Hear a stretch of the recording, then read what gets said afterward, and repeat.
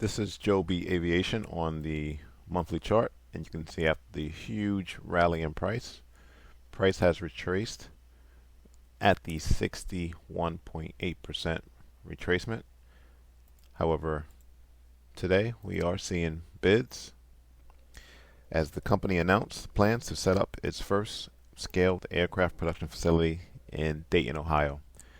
Before I give you my target area to potentially go long, let's look at this quick video. Plans for its first so-called aircraft production facility. That would be in Ohio. And Phil LeBeau joins us with a very special guest this morning. Phil. Andrew, let's bring in JoeBen Bevirt, who is the founder and CEO of Joby, joining us from Dayton, Ohio, where the company has announced it's going to be building a manufacturing facility with production starting in 2025. JoeBen, thanks for joining us this morning. I'm curious, why Dayton and why this location?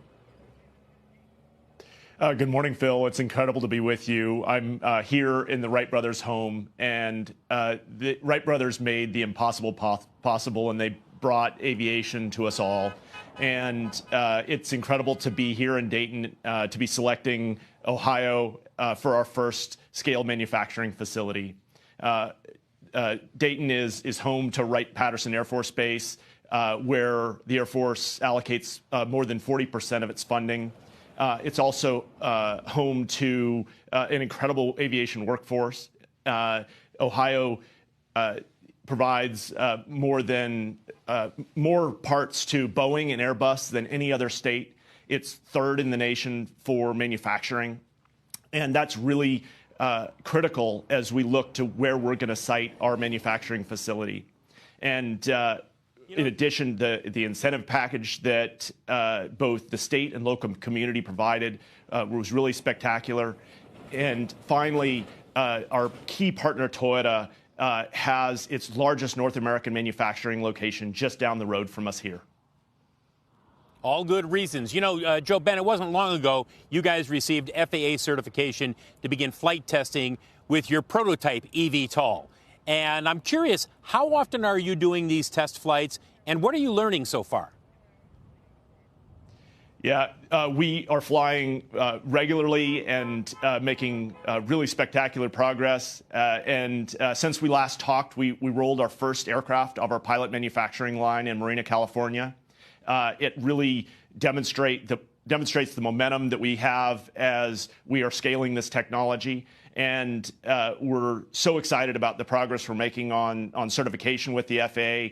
The FAA is really hitting its stride and providing us timely responses, including approving multiple area-specific certification plans. As a company, we are really leaning into the next phase of certification, which is testing, and seeing incredible momentum there. JoeBen, you've got commercial service slated for 2025.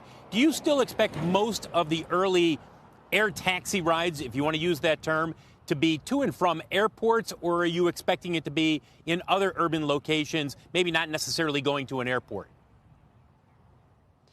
Oh, well, so we see a diverse set of use cases for the aircraft, but as you mentioned, the airport routes are the pillar of our service in any locality. As you know, we have a partnership with Delta Airlines, where we're looking to be providing a really spectacular customer experience to Delta customers at JFK, LaGuardia, and LAX, where Delta's invested more than $10 billion into best-in-class airport infrastructure. And we're really excited to be working to leverage that infrastructure and build our own takeoff and landing locations at those Delta locations. But, JoeBen, you've heard the criticism. There have been more than a few critics in the last 6 months to a year who have said, you know, the projections that Joby's putting out there for daily flights once commercial service starts, we think they're too optimistic. We think this is not going to be as widespread as they are projecting at this point. What do you say to that? We're taking a very incremental approach. We're starting, as we talked about, with the airport routes, and then we're expanding. So we're going to take this step by step and grow this new mode of transportation into something that can be part of people's daily lives, and we're so excited about it. But does that mean you're going to reduce your projections in terms of daily flights? We are very excited about what this can deliver for customers, and no, we're not reducing our projections. At the moment, price is respecting this daily short-term downtrend line. I'm looking for price to fill the gap at $6.40. But I think the best level to potentially go long is if price can decline another $2 to roughly $5. Why? Well, if we pull out to the weekly chart,